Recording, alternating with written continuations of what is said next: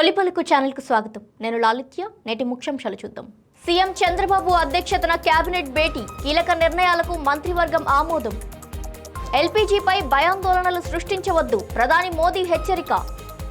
రాష్ట్రపతి భవన్లో ఎంపీలకు అల్పాహార విందు. కోకాపేటలో అల్లు సినిమాస్, సీఎం రేవంత్ రెడ్డి చేతుల మీదుగా థియేటర్ ప్రారంభోత్సవం. ఇరాన్పై నెతన్యాహు సంచలన వ్యాఖ్యలు, కొత్త సుప్రీం లీడర్కు హెచ్చరిక. విపక్షాల ఆందోళనలపై కంగనా రనౌత్ స్పందన, మోదీపై విశ్వాసం పెట్టాలని పిలుపు. చీడికాడ బీసీ బాలికల హాస్టల్పై ఆరోపణలు, స్పందించిన మంత్రి నారా లోకేష్. విజయవాడలో గ్యాస్ కోసం క్యూ, ఏజెన్సీల ముందు వినియోగదారుల బారులు. డాక్టర్ లేరని 9 నెలల గర్భిణికి వేములవాడ ఆసుపత్రిలో నిరాకరణ. నిజామాబాద్లో ఘోర రోడ్డు ప్రమాదం, ట్రావెల్స్ బస్సు బోల్తా, 4 మృతి. హైదరాబాద్లో భారీ అగ్ని ప్రమాదం, ఫర్నిచర్ షాపులో చెలరేగిన మంటలు. గ్యాస్ కోసం గుంపులు వద్దు, గోవా ప్రజలకు సీఎం ప్రమోద్ సావంత్ విజ్ఞప్తి. రాహుల్ గాంధీకి హరీష్ రావు లేఖ, ఫిరాయింపులపై కాంగ్రెస్ వైఖరిపై ప్రశ్నలు. ముఖ్యమంత్రి చంద్రబాబు నాయుడు అధ్యక్షతన జరిగిన ఏపీ కేబినెట్ భేటీలో 25కు పైగా కీలక అంశాలకు ఆమోదం లభించింది. ప్రధానంగా అమరావతి అభివృద్ధిపై దృష్టి సారించిన ప్రభుత్వం నిలిచిపోయిన సచివాలయం, హెచ్ఓడి టవర్ల నిర్మాణాలకు పరిపాలనా అనుమతులు మంజూరు చేసింది. రాజధాని పనులతో పాటు వ్యవసాయం, సాగునీటి ప్రాజెక్టులు, కొత్త పరిశ్రమల స్థాపన ద్వారా ఉపాధి కల్పనకు ప్రాధాన్యతనిస్తూ కీలక నిర్ణయాలు తీసుకుంది. అలాగే పోలీస్ శాఖలో 300 హెడ్ కానిస్టేబుల్ పోస్టుల అప్గ్రేడ్కు మంత్రివర్గం పచ్చజెండా ఊపింది. ఈ నిర్ణయాల ద్వారా రాష్ట్ర అభివృద్ధిని పరుగులు పెట్టించాలని ప్రభుత్వం భావిస్తోంది. దేశంలో ఎల్పీజీ కొరతపై భయాందోళనలు సృష్టిస్తున్న వారిపై ప్రధాని నరేంద్ర మోదీ తీవ్రంగా స్పందించారు. ఇలాంటి ప్రచారాలు దేశానికి హాని కలిగిస్తాయని ఆయన హెచ్చరించారు. పశ్చిమాసియాలో కొనసాగుతున్న ఉద్రిక్తతల నేపథ్యంలో ప్రపంచవ్యాప్తంగా ఇంధన సంక్షోభం ఏర్పడిందని తెలిపారు. అయితే భారత్ ఇంధన భద్రత కోసం అన్ని చర్యలు తీసుకుంటుందని ఆయన స్పష్టం చేశారు. ఈ పరిస్థితిని ఆసరాగా చేసుకుని బ్లాక్ మార్కెట్ చేసే వారిపై కఠిన చర్యలు తీసుకుంటామని మోదీ హెచ్చరించారు. ప్రపంచ సంక్షోభం మధ్య సరఫరా వ్యవస్థను బలోపేతం చేసేందుకు అనేక దేశాల నాయకులతో సంప్రదింపులు కొనసాగిస్తున్నామని మోదీ వెల్లడించారు. భారత రాష్ట్రపతి ద్రౌపది ముర్ము రాష్ట్రపతి భవన్లో ఎంపీలకు అల్పాహార విందు ఏర్పాటు చేశారు. రాష్ట్రపతి భవన్ కల్చరల్ సెంటర్లో ఈ కార్యక్రమం జరిగింది. ఉత్తరాఖండ్, మహారాష్ట్ర, చండీగఢ్, లడఖ్ రాష్ట్రాలకు చెందిన ఎంపీలు ఇందులో పాల్గొన్నారు. గుజరాత్, మధ్యప్రదేశ్, ఢిల్లీ ఎంపీలతో పాటు రాజ్యసభ నామినేటెడ్ సభ్యులు కూడా హాజరయ్యారు. ఎంపీలతో రాష్ట్రపతి ముర్ము స్నేహపూర్వకంగా ముచ్చటించారు. ఈ సమావేశం సానుకూల వాతావరణంలో కొనసాగింది. హైదరాబాద్ కోకాపేటలో నిర్మించిన అల్లు సినిమాస్ మల్టీప్లెక్స్ ను సీఎం రేవంత్ రెడ్డి ఘనంగా ప్రారంభించారు. ముఖ్యమంత్రికి హీరో అల్లు అర్జున్ స్వాగతం పలకగా అల్లు రామలింగయ్య విగ్రహానికి సీఎం రేవంత్, ఉప ముఖ్యమంత్రి బట్టి విక్రమార్క నివాళులర్పించారు. మల్టీప్లెక్స్లోని ఏర్పాట్లను అల్లు అరవింద్, అల్లు అర్జున్ ముఖ్యమంత్రికి వివరించారు. 4 స్క్రీన్లతో నిర్మించిన ఈ థియేటర్లో 75 అడుగుల భారీ డాల్బీ విజన్ స్క్రీన్ ఆసియాలోనే అతిపెద్దదిగా నిలిచింది. ఉగాది సందర్భంగా ఇక్కడ సినిమాల ప్రదర్శన ప్రారంభం కానుండగా నేటి నుంచి బుక్ మై షోలో టికెట్ బుకింగ్స్ ఓపెన్ కానున్నాయి. ఈ సందర్భంగా సీఎం రేవంత్ రెడ్డి, నేను లారీలో వెళ్లి సెకండ్ షో సినిమాలు చూసేవాడిని అంటూ తన సినీ జ్ఞాపకాలు పంచుకున్నారు. ఇరాన్తో ఉద్రిక్తతల మధ్య ఇజ్రాయెల్ ప్రధాని బెంజమిన్ నెతన్యాహు సంచలన వ్యాఖ్యలు చేశారు. ఇరాన్ కొత్త సుప్రీం లీడర్ మొజ్తబా ఖమేనీని రెవల్యూషనరీ గార్డ్స్ కీలుబొమ్మ అంటూ తీవ్రంగా విమర్శించారు. ఇజ్రాయెల్ దాడుల్లో ఇరాన్కు చెందిన టాప్ న్యూక్లియర్ సైంటిస్ట్ మరణించారని తెలిపారు. ఇరాన్ ప్రజలు స్వేచ్ఛ దిశగా అడుగులు వేయాల్సిన సమయం వచ్చిందని, మేము వారికి అండగా ఉంటామని ఆయన ప్రకటించారు. ఇరాన్ కొత్త సుప్రీం లీడర్ను కూడా చంపేస్తాం అంటూ నెతన్యాహు తీవ్ర హెచ్చరికలు జారీ చేశారు. ఈ వ్యాఖ్యలు అంతర్జాతీయంగా తీవ్ర చర్చకు దారితీస్తున్నాయి. పార్లమెంట్ బయట విపక్ష పార్టీల నిరసనలపై బీజేపీ నేత కంగనా రనౌత్ స్పందించారు. ఈ ఆందోళనలు వారి వైఫల్యాలను దాచుకునే ప్రయత్నమని ఆమె విమర్శించారు. దేశంలో ఎల్పీజీ కొరత లేదని ప్రధాని నరేంద్ర మోదీ ఇప్పటికే స్పష్టం చేశారని ఆమె తెలిపారు.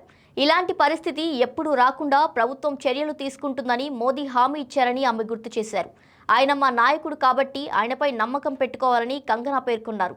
ప్రభుత్వానికి మద్దతుగా నిలవాలని ప్రజలకు ఆమె పిలుపునిచ్చారు. ఆంధ్రప్రదేశ్ అనకాపల్లి జిల్లా చీడికాడ బీసీ బాలికల హాస్టల్లో ఆహార కొరత, వసతుల లేమిపై విద్యార్థినులు సోషల్ మీడియాలో వీడియో విడుదల చేశారు. హాస్టల్లో మెనూ అమలు చేయడం లేదని, సరిపడా ఆహారం ఇవ్వడం లేదని విద్యార్థినులు ఆరోపించారు. ప్రశ్నిస్తే సిబ్బంది దుర్భాషలాడుతున్నారని, బాత్రూంలను కూడా తమతోనే శుభ్రం చేయిస్తున్నారని ఫిర్యాదు చేశారు. ఈ వీడియో వైరల్ కావడంతో ఏపీ మంత్రి నారా లోకేష్ స్పందించారు. విద్యార్థినులకు పోషకాహారం అందేలా చర్యలు తీసుకుంటామని, ఈ విషయాన్ని బీసీ సంక్షేమ మంత్రి సవిత దృష్టికి తీసుకెళ్తానని తెలిపారు. ఇలాంటి సమస్యలు పునరావృతం కాకుండా తగిన చర్యలు తీసుకుంటామని మంత్రి హామీ ఇచ్చారు. విజయవాడలో గ్యాస్ కొరత భయంతో ప్రజలు ఏజెన్సీల ముందు బారులు తీరుతున్నారు.